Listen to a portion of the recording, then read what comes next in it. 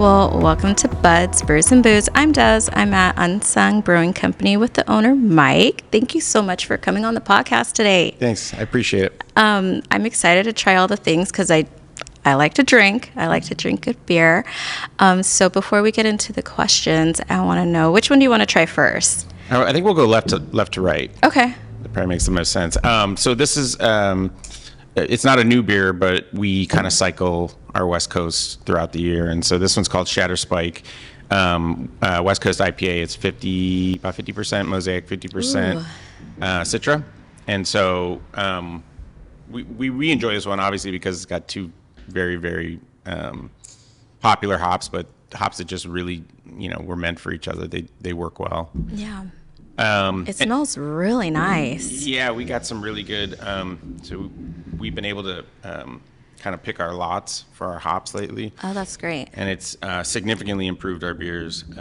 But our West Coast, we tend to like them super, super dry, just because. I like that too. Yeah, and like there's a heavy-handed hop bill on this, and so that lends a lot of oil, which kind of like has these glycerides that almost gives you like a sweet sugary coating flavor. So I'm excited to try it. Can we cheers? Cheers. Cheers to a Sunday morning. Yeah. Oh, it's very good. What is the ABV on this? Our West Coast kind of play around 6.7 to 7%. That's perfect. So this one is 6.7. Is it 6? No, this one came in as 7. I apologize. Shatter, the character on the can is like this, almost like a porcupine monster or whatever. It's kind of this big,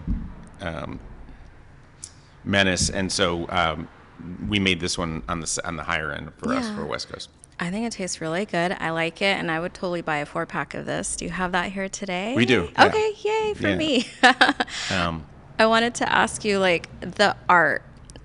Who does the art around here? Like, do you have somebody particular that does it, or? Yeah, I mean, so we've when we first started off, we were using a artist down in San Diego, and he got really, really, really, really popular pretty much like the first year of us starting our business, mostly for his other artwork and everything. And so it became really, really difficult to get him on the schedule to get some artwork, and so we had someone that curated it, who I still work with today on certain projects.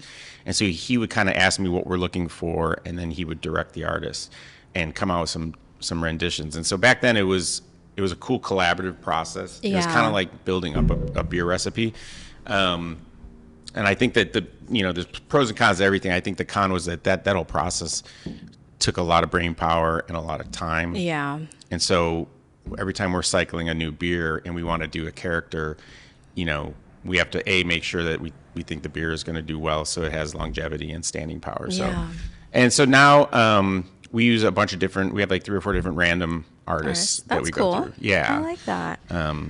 Is it the same person that did the art on the walls? Same one. I love that. Yeah, he's brilliant. He's got this surfer vibe. Most of his stuff is like this, like skeleton surfer, like Vans type atmosphere. Art. Yeah. And he's just a rad guy. But again, I think it's a collaborative process where if we don't have the person directing the art and you just have the artist, like I'm not in art. I don't understand art. And so I can say, well, this is what we're looking for. Like Troglodyte over here, which we haven't made that beer in a while, we were looking for like a Hulk type character. Yeah, I like that. And so each character is somewhat tied to the beer. So like Citrique, she has this like toxic lemony like secretions. Yeah. That's 100% Citra West Coast IPA. Nice. Yeah. So try and have fun with it and tie it in. Incorporate the art with the beer and everything. I like that. Yeah. That's super cool. It's sometimes very frustrating or coming up with a backstory. And so the second beer we're going to try is actually one where we kind of went back to that process because we felt that, a lot of things happen in our industry the past few years, especially starting with COVID. And so, there was just a bunch of different ebbs and flows. And we said, well, let's kind of go back to our roots and what people really enjoyed us for. And I think that the artwork is just another piece or sliver to the beer, and everything. So.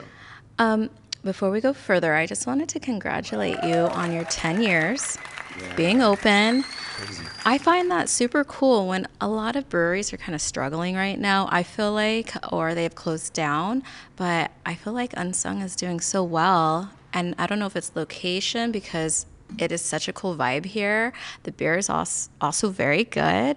But how do you feel about being open 10 years, like getting your 10-year chip? I mean, my wife says this a lot, that I don't really like sit and reflect and appreciate some of the things that we've been able to do and stuff. And so I don't really have the best answer for that. I think it's more of a mind-blowing thing. Yeah. And, the older I get, my memory's not as good too. And so I'm Same. so I'm kind of like forgetting the terrible stuff and forgetting some of the great things that we did. But like, I'm always thinking forward. And so even though it's a nice milestone in 10 years, and I think that that's an accomplishment for any type of a business. I'm still looking in the future in terms of like, okay, well that's great, but it really doesn't matter much unless we have year 11 planned out. Yeah. And year 12, and we can continue. Yeah. We have a lot of employees now than when we first started off, and so like I have a lot of responsibilities in terms of like making the right decisions. As little as as small as it comes down to like what beer we're going to brew next and what we're going to put in it, all the way to what are we doing with our leases, what are we doing with the future of Unsung. And so I have really good employees, and I want to make sure that they're working in a place that they're passionate about. Otherwise, like happy. Yeah, you just won't get this self-sacrifice and we come in sometimes in the morning, and we had an issue over the week or on a Friday, and we come in on Monday, and we all kind of sit there and we're like, well, here's what I was thinking. Well, here's that. So it's like you bring it home, because some of the problems from a brewing perspective can be nagging. Some of it can be frustrating. It's not as easy as just here's the recipe. Let's just keep making this beer the same. You have a lot of pitfalls throughout the brew house, and unfortunately or fortunately, however you want to look at it. Sometimes we have stuff that we've jimmied ourselves together that might not work consistently, but it can affect the beer. Well, congratulations. Thanks. I still think that's cool. I actually brought you something. I tend to buy people things that I like. Oh. Just as like a small token that I think maybe later you can sit and like reminisce and stuff. So I got you a cigar. Oh. And this is hilarious. I don't know if you like cigars, but I really enjoy them. And that is one of my favorite companies. And I really like cigars. So I just wanted to share that with you. What's the name of the company? My father, they make a whole line, and it is just so robust and so good. And I just like cigars. So cheers to you. This is really funny because my dad, to this day, still smokes cigars. I grew up with cigars. And one of the best jobs I had ever was I came home from college and I worked a summer job at the cigar store he would buy cigars at in downtown Cleveland, Ohio. And I got really into cigars then. Oh, okay, nice. That was back in the day when like Arturo Fuente, XO, and all those, and Excaliburs and all those cigars were like, I'm dating myself, but those were like the big time cigars. But this is box pressed. I can tell it's square. Yeah. And so like little things. And the funny thing too is it's definitely a Maduro, I think. It's a darker one, and that's the ones I usually like to smoke. Oh, so yay for me. you might have a sixth sense. That's awesome. Nice. I'm so glad. much. Yeah, of course. I have matches too if you want to smoke it, but I didn't bring a cutter. I was just like grabbed it and go. But yeah, that's one of my favorite. I hope you enjoy it. I'm going to love them and definitely enjoy this, especially on a holiday weekend. Yeah, congratulations again to Thank you. We're excited for you. I was trying to remember when I started coming to Unsung. I told my friend this story last weekend, and he's like, oh, you're going to have to tell Mike that. So I said, okay, I'm going to tell you. My wife and I collect glassware. We have like a ton. We have anything from wine glasses to coupes to everything. We collect a lot of beer glasses, and throughout the year, sometimes you break some, you kind of get rid of some. I went into the cabinet and I was like, what does this say? And it was the first anniversary of Unsung. I brought it because I wanted to show you. Was that the comic one? I will show you. Yeah. The Shakedown on Earth. First anniversary. So I wanted to bring that and show you. I do drink out of it. I don't have any more of these, and it's a shame. Again, nobody thought we'd be here for 10 years. Yeah. I think year one we were like, what the hell are we doing? Yeah. Type thing. But I wish I would have kept some of these. You can have that one. No. Gosh, okay. No. I'm joking. But that was where we were ambitious enough where we came out with a comic. I love that. And it went nowhere. It was supposed to be like a 4-part series, and like I think I got this moment where I was like, we're supposed to be brewing beer. I'm like doing like panels on this story, this comic book. Yeah. And I was like, maybe we'll resurrect it, at some point. But that's hilarious. Yeah. So we came out with that, and there was a shirt that matched it. And then I think we have the shirt too, but the glass I use all the time. And I said, what is it? Because you don't really look at the bottom here. I always kind of look at the front of the art. And I was like, oh shit, it says first anniversary. So we have been coming for 10 years. That's amazing. Yay. I mean, there's our head brewer is he was the 5th person in line when we opened. Maybe we were the first. You guys could have been. But what's funny is I didn't even know him then. Yeah. But yeah, so every once in a while we'll meet some people that are like OGs like that. Yeah. And I find that amazing. Sometimes I'll be out and about and I'll see the gray T-shirt up there. Yeah. We've never made that one since then.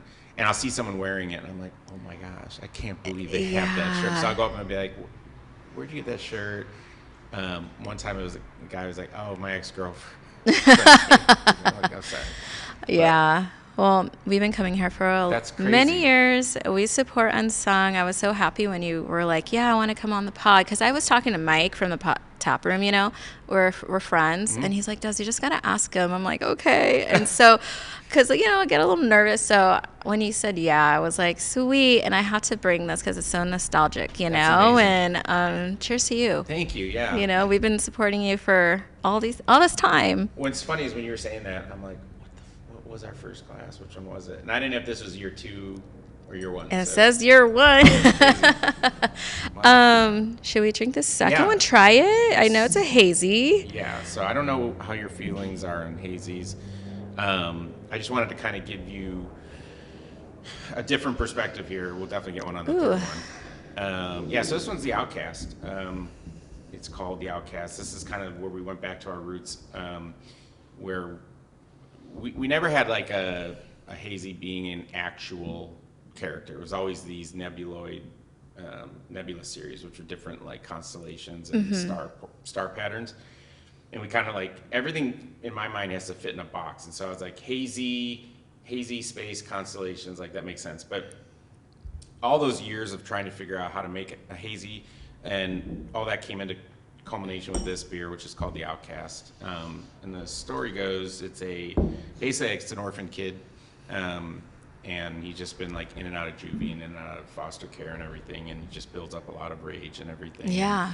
And he can manipulate seismic plates and everything, so he can kind of like shape the ground. And it's so we didn't really go. Every once in a while we'll go on a villainy type yeah, scale, I like that. Yeah. Well, cheers. Cheers. Thank you. I can tell you.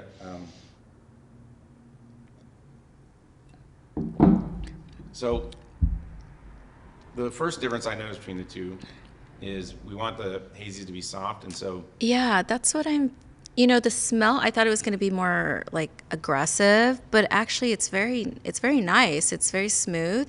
It's not like a punch in the face or anything. It's very nice. I really like this, actually. Thank you. Yeah, and so some of our techniques with how we use some of the hops, there's also like New Zealand varietals in here, and so I've never been a fan of like the big scorchers that really, really like scrape your throat. And exactly. Yeah. If we're trying to make a pillowy, soft base.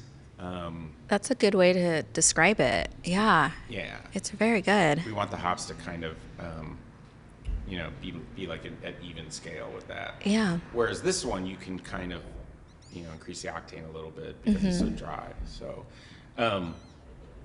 to be honest with you, the hazy has been a different thing for me. I was a late bloomer on this one in terms of like making it. Here at Unsung, I was like stupid old school, more like old man. So you like loggers more, or Just that or like that everything I was taught or everything I went to school for was like you didn't make this. Like this would be yeah. junk back in the day. A lot of people like But hazies. yeah, and a lot of my employees that pushed for me to do other things really like opened my life up to the possibilities of brewing. Like we do a lot of seltzers now and I know, I like that green one. I had it like a couple of weeks ago, that bright green apple. apple. Yeah. Yeah, I liked it. yeah. Again, seltzers are what they are, but we try to use real flavors in there instead of just rubber stamping these products on like a Yeah. widget wheel and stuff. And so that one actually Disney takes every year, and so Really? That's super cool. yeah they they kind of designed it. They wanted something, and I was like, I had a big problem with it because I was like, I don't know, who's going to drink something that says poison on it? It was just like a weird Yeah, thing to me. yeah. Like, they were like, no, trust me, like Disney fans. It's all want about it. I was Yeah. like, okay, and so it does really well there. That's cool. Yeah. That I feel like that's another accomplishment, having like Disney take a beer from you to bring there. I feel Yeah. like that's really cool. Well, I'll say this: I'm very proud of Disney. We've been delivering to Disney now for a better part of 6.5 years, Wow, nice. and they take 3 deliveries a week: Monday morning, Wednesday morning, and Friday morning. And so that's a lot of work to make sure that our small brewery can keep up as a Yeah. product and is someone that's a reliable vendor to them. Yeah. They've gotten us through some rough times. Yeah, so I mean, I'm very grateful for that, but also just the logistics behind it. When people go and have a beer somewhere, like my brain starts going and doing the Yeah. how many days was that, and how many kegs, and you start doing all that math and stuff, and then that's probably why I don't sleep very well too. But Aw. Well, I think it's cool that Disney is supporting local. I think that's huge. yeah, and that was the drive 7 years ago. Was they wanted local vendors in the park. They That's saw cool. the value of that. Yeah. And so it kind of goes back and forth. Like some places in Disney, you'll see that it's all big distro. Yeah. And again, I'm not here to shit on big distro or anything. I think that one of my favorite beers is Coors Banquet, for crying out loud. So there is a uniqueness in terms of getting that much beer and making it the same and getting it out to everywhere in the Yeah. country. That being said, I think that celebrating some of the local achievements and the local product is also very important, especially for a community such as Anaheim. Exactly. It's So- huge. I feel like Anaheim is one of my favorite places to go and eat and drink. Yeah. There's like some heavy hitters with the brewing around, especially within walking distance. Yeah. And like, we love it. If you ask any of my friends, they'll be like, where do you want to go this weekend? And I say, the Packing House. So then I can go to all the places, you know? Yeah. I hit up all the restaurants, the bars, we come here, and it's just so nice. And with the distillery now open, I'm like, oh yes, I can go here and then over there, and it's just like such a win. Yeah. So we love Anaheim. I'm also proud of the fact that there's so many good people making beer here in Southern California. Yeah. Like we were just talking about Jared. Like Jared makes incredible beer. Yeah. He's a cool dude also. Great guy. So fun. Makes it even better.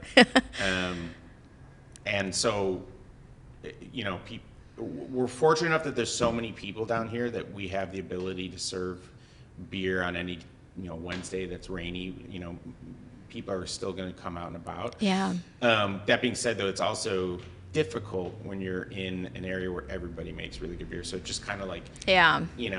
a rising tide lifts all ships. And so I think that you have to make a class beer to be able to, to be able to sustain and stay Yeah. in business. Well, I think you definitely have the support of the community. It Yeah, seems like it at least. And like every time we come here, we try to hit up all the spots, you know, it's like one of my favorite places to go to. So I've seen you around here. I'm like, should I say hi? Oh, Like, really? yeah. And I'm like, oh, just let him be. You're working, you know. So, but I'm You, happy like you're here and we're having drinks. I like to know, like, my wife and I, we go to so many places, like local, really.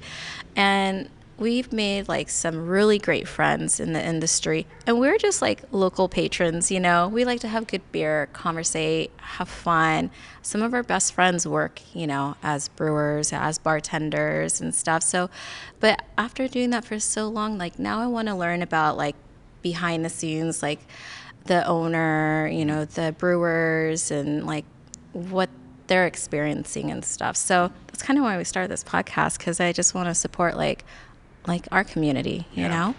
That's been a struggle for us because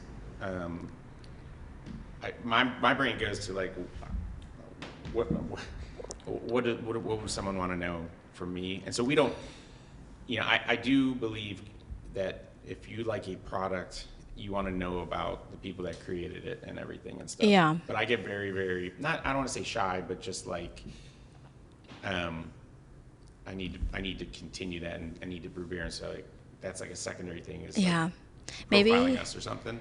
maybe it's like uncomfortable space, maybe Little bit, like, you probably. know, well, you've probably done more podcasts than I have, but I feel like it's a good stepping stone and just doing something different, you know, like talking about, you know, your beer, you know, amongst other people. And I mean, we really enjoy it. We have such a good time here. And Yeah, I think we need to do a better job of that, and that's why I like doing these podcasts, just because I think it gives people a little bit more of an insight into like the our background, brain, yeah, how we yeah. work and operate. And by no means are we like a perfect company, Yeah. but you know, we try to make sure that our employees enjoy working here. You know, we really don't have anyone leave. Not that I want people to leave, but like if they do, it's typically because they're starting families and you know they're are going back to school, that kind of thing. And so I think people enjoy the atmosphere and the culture we build. That's a hard thing. Like we bring people in to do a job, but then it's like, well, are they going to mix with our culture and how we do things? Yeah. And like, you know, that's always a struggle, because I don't want something to disrupt the beautiful, you know, like the Willy Wonka chocolate factory where Yeah. it looks a little bit insane, but everything kind of works. Yeah. I like that though. I mean, that's usually it works well, you know, Yeah. a little chaos sometimes. So Yeah. I work in education. Oh, nice. So I am around like little kids all the time. I work in an elementary school for wow. a local school district. And so it's fun, but you know, I don't get to like have a creative space. So this is like why I really enjoy going out and tasting, conversating, and just having fun, really. That's great. You I know? give you a lot of credit. I couldn't do that. For sure. Sometimes I'm like, I can't believe I'm doing this. No, I really enjoy it. I've been doing it for like, man, like 20 years or something. wow. Yeah, yeah. I worked at a private school and now I'm at a public, so it's totally different. Bet. And but I like it. I think the kids like me too. So Yeah, I grew Yeah. up in public school system in Midwest, and I feel like that kind of shaped my personality a lot in terms of just like accepting and being more around, you know, all types of people. Exactly, and diversity. yeah. Man, it's so huge, especially like in the area that I work in. I try to talk to my staff and coach them like, oh, this is the population we're working with and this is who we're serving. And it's different. It's a different community versus say you go to Irvine or something, you know, everything's different. So just take it with grace and be kind and just try to lead with that, you know? I like that. That's nice. Yeah. That's how I try to live my life sometimes, right? Sometimes, yeah. I try to be patient and kind, you know? Yeah. Just like do my best. So, yeah. So I wanted to ask you a couple things. As far as the beer, you know, you have like a bunch of staff here, and you've been open now 10 years. When you wanted to open, were did you have the support of like your friends and family? Because sometimes I feel like when you have ideas, like you have maybe you have a lot of people supporting you, but then you have like a few that are like, good luck, like, did you feel supported like with your friends and family when you wanted to open up your own brewery? Yeah, I did. I didn't have one person Oh, close to me nice. that was like that. Fortunately, they believed in me, all of them. And like looking back, they shouldn't. I would have been understanding if they didn't. Yeah. But they were all 100% supportive, especially in-laws and my parents and friends. But I mean, looking back, I've kind of coined it the like the American Idol thing experience, Yeah. where like, hey, I heard you sing in the shower. You sing really good. You should try out for American Idol. Like, and your family's going, oh, you sing so amazing. Yeah, try out, try out, try out. And that was kind of the scenario. It's like, oh wow, you make some really good beer at home. Like, you should get into brewing. You should open up a brewery. You should do this, that, and stuff. So, and obviously that doesn't work out Yeah. all the time. So like, it could have went really, really south or whatever. I Yeah. think that what I've learned to get good at, and what I feel I'm currently now good at, is solving problems. And so when we first started making beer, it tasted awful. Like, It tends to happen, right? Like, I feel like you're growing pains. yeah. Well, Somebody might say that. fortunately, nobody got to try it because we dumped all of Oh, it. really? Yeah, yeah. Oh, okay. So I'm really good at figuring out the why Yeah. quickly and adjusting and So you didn't even want to sell that, even though it was like it didn't taste good? Absolutely not. You're just like, I don't even want to put that out there? no way. Oh, okay. Yeah, so we have a production facility in Tustin where Yeah. we're mostly at. Is it still there? Mm-hmm. Wow, okay. Yeah.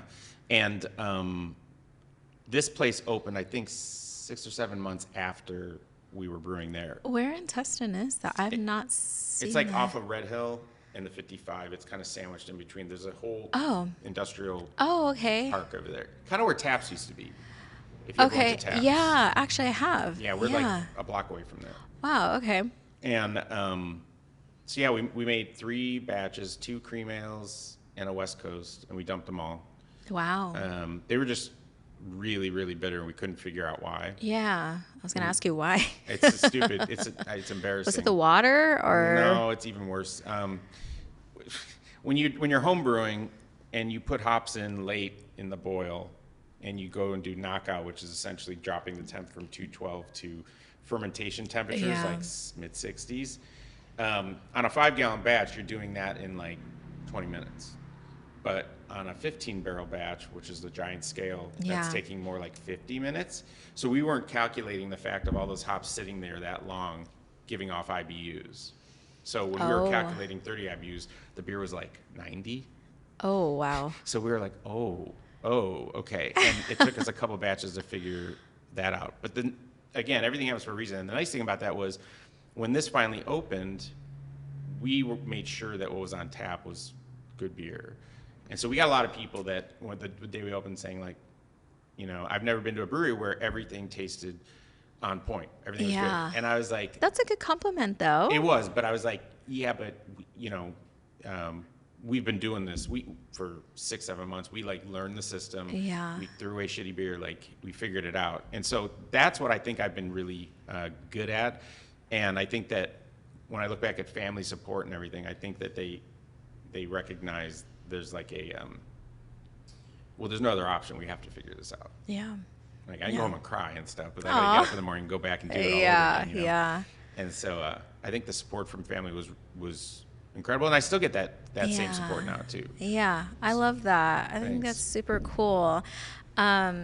I talk about support all the time with my family, with my friends, with my wife. I think it's so huge. It's like such a big deal in your life, I worked in, say, the private school industry for 16 years. And when I wanted to move to public, it was really difficult for me because it's like night and day. It really is. And she supported me so much that I just knew in my heart, okay, this is the time. I'm going to go try something new. And I'm like so much more happier You know what's that I nice about made that story? that. Yeah. What I heard when you just told that story was like, you know, sometimes you'll have days or I'll have days and they're really rough days and I get really down on myself and I get really hard on myself and I Yeah. start questioning things and I start really looking at negative things and stuff. But, you know, a partner or your better half or someone, a family member, anybody that's supportive, like they didn't see that day. They still see the person that they know is in front of them. Yeah. And, you know, as a husband, sometimes it's my job to kind of reiterate to my wife that like, honey, you're stronger than that. I know you got this. Yeah, I for know it was a rough sure. day and everything, but I have 100% confidence that you're going to bounce back and figure this out. And so like, it's that kind of support where like you can get tunnel vision and start like, you know, sometimes I'll come home and I'll just be like, this happened, da, da, da. And you start tacking Yeah. on and everything. And then, you know, she'll be like, you're piling on, you know, and she's like, you're going down this path. Like, just stop. Yeah. Take a minute. Yeah. And without that, Reset. I would nosedive. You know. Yeah, yeah. I try. I've said this to a few people. From work, I'll call my wife and I'll vent. By the time I get home, it's done. Like I need to like leave it at the door and then I'm usually pretty good, but it's not like everyday thing, you know, it's just like on those hard days, I just need to vent for Yeah. like 10 minutes and then just like kind of move on. Like we got to move on. What I'm learning, the thing I'm learning now, or trying to learn after we'll be married 20 years, is Oh, nice. We've been together 20 years. oh, Yeah. it's weird. It doesn't feel like it because you don't know anything. Yeah, I'm like, different, what? right? Yeah.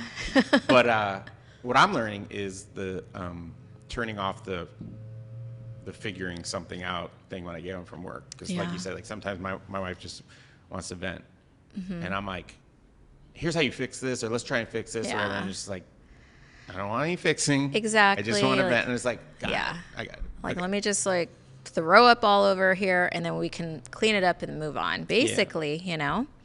I want to try this one next. Because I've been eyeing this like, ooh, what is this? I'm kind of nervous now that you brought. Yeah, so I put this for last just because I didn't want, although it would have complemented these because the fruit in this is, it's some of the same properties in the hop oils, but this is it's a blueberry amber. Okay. Okay. Wow. I don't think I've ever had a blueberry amber. You probably haven't. The only reason I made this beer was because back home there's they're large now, brewery called Fatheads. Actually, I've seen, so Mary and I, we like to watch like the awards online. They kill.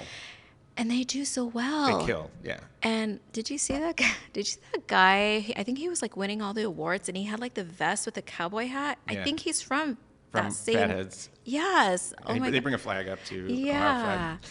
So they they have been winning a lot of awards. Yeah, their number one beer is this Headhunter IPA. It's what I drink when I go home. Wow, It's okay. a West Coast, but they also make a beer called Bumbleberry, I believe.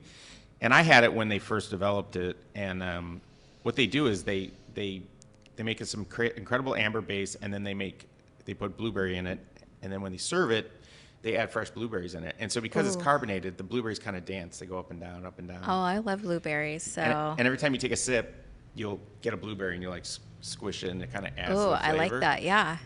So I've been trying to make something that was Like even comparable to that. Yeah. And the problem with blueberry is there's not a lot of vendors that make a good blueberry. And so we were able to find one that just the essence of it was almost like a candy-like Yeah. product. And so we had a really good amber base, so much so that we almost didn't add blueberry to it. We're like, that is such a really good Good on its own. amber. And I was like, now we're going to just add blueberry to it. Like, what are we doing? Yeah. And everyone's like, oh, just do it. So we did it, and it just enhanced the beer, made it better. So I like this. It's 6%. Okay. I like that. Cheers. Yeah. Anything below 7, I'm like super down for you typically. I never really drink amber, so I'm like really excited about it. Oh, you can. It's subtle though, but it's really good. I do. Yeah, I really like this. It's like very mild, but you can taste like the fruit. Yeah, it's more like the skins. And the problem we kept having when we made this beer, so our smaller systems here, we do a lot of R&D work here. A lot of this beer you I never love see. that. If you ever need somebody to like research and develop, like here, taste, like we're always down. Yeah, all right, cool. We always are looking for out because like we can get, you know, it's hard for us when we're drinking stuff because we're like Yeah. have all this Well, data let us behind know. us. We are always free. But the problem we kept running into with this beer was that it got really tannic and it got tardy because of the Yeah, blueberry skin. that makes sense. So we were able to find a product that was more like the dried blue. And for whatever reason, the process of drying the blueberries out softened that acidity and tannic Yeah. ability, and it kind of like almost like, you know, if you think of a raisin is sweeter than a grape, it almost like accentuated the Yeah. good property. I really like this, babe. You should try this. I'm gonna scoot it down so you can try this. It's really good. I know you're drinking coffee, but you gotta taste that. It's really good. And you know, it's one of those beers where is it going to be one of our best sellers? No, but like it's still something that, you know, this was probably in the works for 4.5 or 5 years, and then we finally, like, just to get the base right was really Wow. hard. And then we're like, well, we're working on this stupid beer and we don't have a good blueberry vendor. We tried a Yeah. bunch of different ones and it just didn't work out. And we tried extracts and I was like, no, it tastes very, very chemically and Exactly. I phony. feel like with exactly. I really like that you are trying to use vendors that, you know, it's a trial, but I think it's important to at least try that versus the chemicals because you can kind of taste the chemicals like Yeah. typically. It's good. Yeah, it's super good. My Thanks. dad would love that. Oh, we have this in cans too. Oh, yay. Her Okay. name's Amber Blue, and her backstory, she's kind of like, she's like a water woman. Like she's around water a lot. And Okay, everything. she's going to drink it. Okay. But I was really, really surprised. This is one of those beers where we tasted it every day during fermentation. Oh, okay. And we tasted where it was going, and we're like, okay. It's getting better cool. and Yeah. better, and I love that. Yeah, we thought about adding a little bit of mosaic because mosaic has blueberry properties to it, but I was like, I don't think we should put anything green in it. I think that the blueberry does just enough Yeah. to complement the base beer. Yeah, it's very good. I like it. I wanted to tell you that I started following you on Instagram, and I saw that you like to travel. What are your favorite places to travel, like internationally? Because I have a couple places I could recommend to you. I'd love to hear this. So you go first. Oh man, well, traveling's somewhat rough for me. I get not. I'm not afraid the plane's going down or anything, but I do get anxiety. Oh, really? Well, just like, okay, we were in Japan over the end of last year. Yeah, that sounds And- so fun. This is a perfect example, and it's I think it speaks more to my anxiety or my mental issues. But I only brought. We were there for like 14 days. I only brought contacts for like 10. Oh, And I was okay. like, and it's a stupid thing, but I was like freaking out when I was there because I was like, You didn't bring your glasses? no. And I was like, what else did I forget now? Like, did I start going like, did I have enough Like underwear? Snowball. Did I have enough? Yeah. Yeah. And like, my mom was like, it's fine. You're just going to put your dumb contacts in a case, clean them in the morning, and stick them in your eyes. And I was like, yeah, okay, I'll just do that. So Yeah. like, I have that kind of anxiety. But over there, so where are some of my favorite places? We love Europe. Obviously, we're fans of Europe. I don't know anyone that goes to Europe and doesn't have a great time. Yeah. We've been to Scotland twice in the past 2 years. Cool. And love Scotland. What makes it for me, I mean, I'm a big fan of food. Me too. I eat my way through all the countries. I come back, they could roll me back. I don't even need a plane. But then I also like to experience the beer culture. Yeah, And it's so, so like, fun. It's mind blowing. And like in Scotland, they're so particular about their beer that they have a nationalized tap cleaning service. You'll see these cars that drive around. Wow. And all they do is go to the pubs and clean the lines. Wow, that's And, amazing. Yeah, it's like, so everywhere you go, you're like, wow, this beer tastes amazing. Yeah. But then we went to Japan, and I had never been out that way. My wife travels to Singapore a lot, and she still Oh, tries to get me cool. to go. Yeah. For work or for? For work. Oh, that's cool. And that's a 17-hour or I something, know, 18-hour. yeah. I'm like, but when we went to Japan, had an incredible time. But the Asahi is king over there. Everywhere you go, it's like they have the Asahi machine. Oh, yeah. You put the beer in there because they don't trust people to pour it properly, and it like tilts Yeah, yeah. to get the right foam. And so beer is such a communal, in between, I think. Like in Scotland, you'll sit there at a pub and there's no television sets, and all you're doing is sitting there and you're talking to the person across from you. And maybe they're bitching about, sorry, your dog died. Cheers. Whatever it is. Yeah. But you're having these like interactions, right? Yeah. And then when you go to Japan, they're very prideful about the drink, the glass, the cleanliness of it, and all of that. Yeah. Along with it, they see it as not a secondary to the food; it's an accompaniment to all their food, which was great. I'll tell this story. We went from Japan to Taiwan. Oh, fun. And there's the Taiwanese beer company, Taiwan Brewing Company. They make a beer and it's called 15 Days. And what they do is they send it. They still use milk crates with like these big bomber bottles. Yeah. And you go to a restaurant, and if they have the beer, you are having it between the 15 days since it was bottled. So it's super fresh. It's incredible. It's like all it is it's a rice lager. I did some investigation, and like you can't get that rice here for whatever reason, import laws or whatever. Can you like import it? I would love maybe? to, but it's. I might have to look into that. I know, but so what the distributor does is if they come and they drop off beer at a restaurant, they'll sometimes see full beers that are past the 15 days. They take them and they replace them. Oh, they just like dump them or something? I don't know what they do with them. They might turn it into sanitize. I don't know. Yeah. But the fact that whenever you have that beer, you're having it within 15 days of bottling is such a mind fuck for me. Yeah. Could you imagine that? No. I was like, how would we work that here? And I was like, you can't. Yeah, you can't. Tell me where have you gone that you enjoyed? So Mary and I took a month off of work and we went to Europe and we went to the Czech Republic. Oh. That is so incredible. I cried like 3 or 4 times on that trip because the beauty in the Czech is just like really so beautiful. We took a little glass boat like up the river. And we were drinking and eating, and I was just like, I cannot believe I'm here. Like, yes, we're paying for this, but this is just like surreal. It's so surreal. It's so beautiful. $2 beers. It's so inexpensive. So if you have a chance to go to the Czech, it is like where did you go? Incredible. We went the Czech Republic. Where did we stay, babe?